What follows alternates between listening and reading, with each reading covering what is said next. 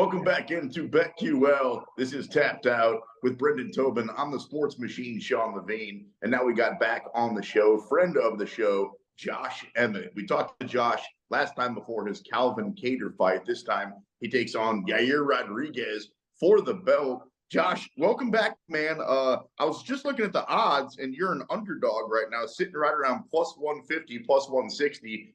Does that surprise you at all? And do you give a damn? No, for one, I don't give a damn. I think I've been the underdog in every UFC fight except two of them. And so I knew I'd come in as an underdog, and it's all good because I'm about to make a lot of people a lot more money like I always do.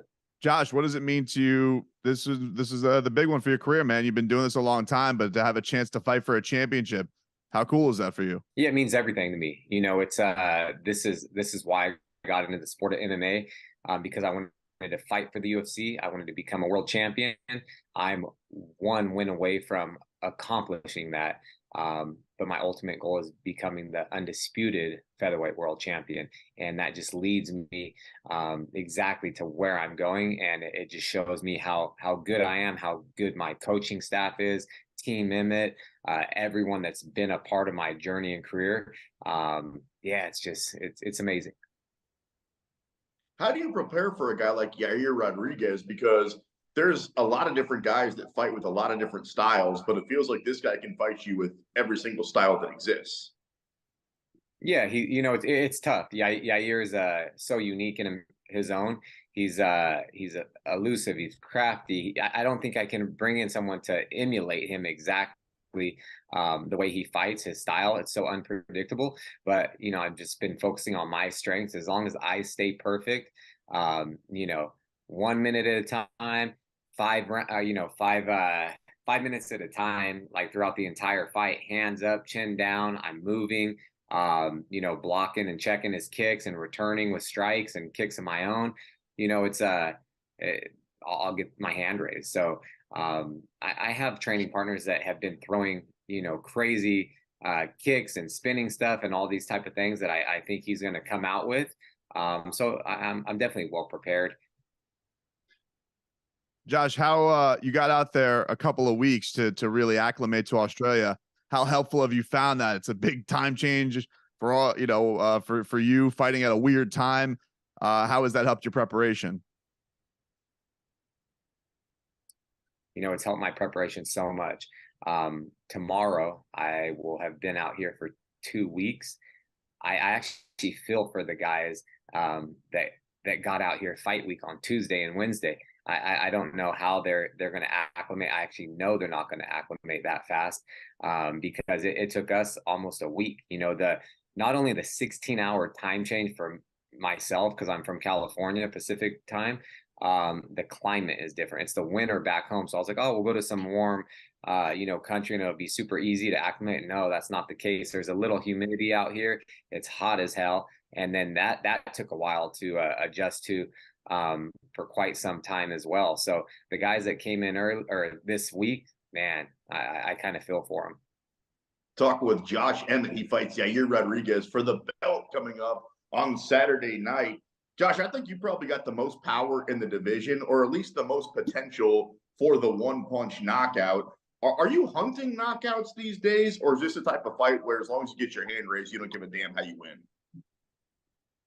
Kind of cut out the last bit, but I think I got what you said. Yeah, of course, I'm always hunting for knockouts. I possess the most power in the division, and so I'm always looking to finish the fight. With every punch and strike I throw, I'm looking to finish the fight. I don't want it to go to the scorecard. So yeah, I'm definitely I'm hunting for a knockout every fight. It's exciting. I know what the fans want to see. I know what the UFC brass wants to see, and I'm gunning for that as well. Josh Emmett could be fighting UFC 284 coming up. You guys can get the pay-per-view starts 10 p.m. over here. And you got, of course, Alexander Volkanovski, Islam Makhachev fighting for the lightweight championship. So go buy that one on pay-per-view. Josh, you mentioned about becoming the undisputed featherweight champion. Got Volk fighting in the main event. How do you think the featherweight division plays out? Do you feel like he'll come back, or do you feel like, if he wins, he's done with featherweight? Just how do you imagine the dominoes going through with that? Yeah, no, Volkanovski is the pound for pound #1. He's undefeated in the UFC. He's a featherweight champion. He's earned whatever he wants to do. So him going up and you know, fighting for the lightweight title, trying to become a champ, give the guy, you know, let him do whatever the hell he wants. You know, I'm like, let him do what he wants. He's definitely earned it. You know, he goes in there. It's a tough fight. You know, Islam is a savage, but I think Volkanovski is going to surprise a lot of guys. I just have to do my job and go in there, get the win against Yair, and then I'm going to sit back and, yeah, of course I'm rooting for Volkanovski, but I have to get through Yair first. And I do believe he will, you know, if he were to win on fight night, he's a man of his word. He wants to try to bounce around and come back and forth. And I just saw him at I saw him yesterday at the media press conference and said, what's up, wish him good luck. And, you know, he'll do it, you know, because he's not like, I'm bigger than him, you know. So it's I thought he's still put on, you know, some size compared to what he normally looks like, but you know, I probably weighed more than him yesterday, and you know, but I do believe him, and I wish him all the best. He comes from phenomenal team, coaches, training partners, and he's just an all around solid champion.